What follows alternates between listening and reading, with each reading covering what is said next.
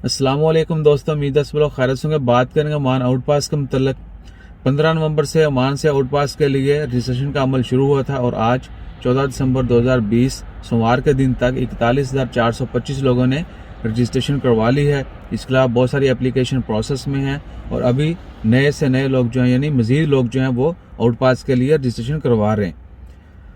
इंशाल्लाह खैर बहुत सारे लोग जो हैं वो छोड़ कर जा भी चुके हैं। बाकी लोग जो हैं वो अपनी फ़्लाइट का इंतज़ार कर रहे हैं। जैसे जैसे उनकी कंफर्मेशन हो रही है एग्ज़िट की, वो अपने प्लान के मुताबिक वापस जा रहे हैं।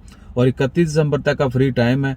आप 31 दिसंबर तक रजिस्ट्रेशन करवा के बाद में हो सकता है कि कोई डेडलाइन दी जाए कि 31 दिसंबर तक जिनकी रजिस्ट्रेशन हो चुकी है वो फ़लाँ डेट तक जो है उनको लाजमी होगा ओमान से एग्ज़िट करना।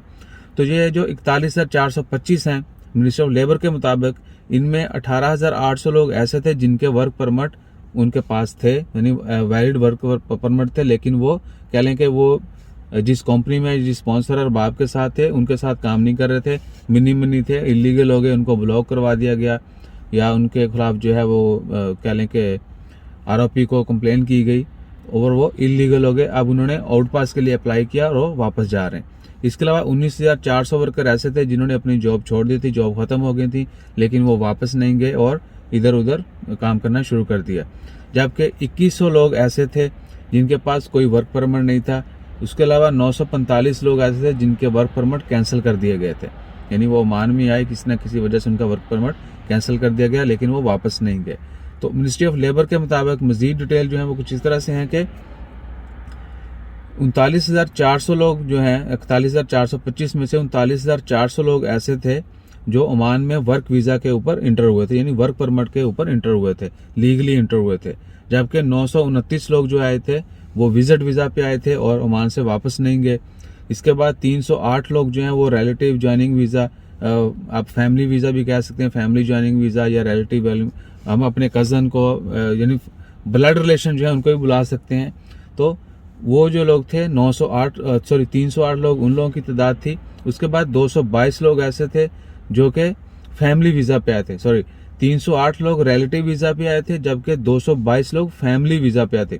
फैमिली वीज़ा पे आए लेकिन यहाँ पर आके उन्होंने अपने जो work permit family visa renew नहीं करवाए, जिनमें मैं भी कुछ लोगों को जानता हूँ। फैमिली पूरी फैमिली जो है इनकी इधर है, कई सालों से इधर हैं, बच्चे जवान हो रहे हैं, अब जाके जो है वो ओमान से एग्जिट हो रहे।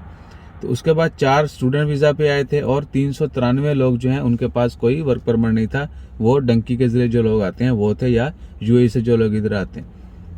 इंशाल्लाह खैर मिनिस्ट्री ऑफ लेबर की तरफ से जो है hopefully it's very good initiative के लोगों को जो है वो आउटपास के लिए टाइम दिया गया और होपफुली 31 दिसंबर तक बहुत सारे लोग जो हैं इस फ्री ऑफर से कह सकते हैं या कह लें कि उनकी खुशकिस्मती होगी कि बगैर किसी परेशानी के या मज़ीद जो है वो सख्त दिन गुजारे, वो अपने मुल्क, अपने घरों में, अपने प्यारों के पास वापस चले जाएंगे।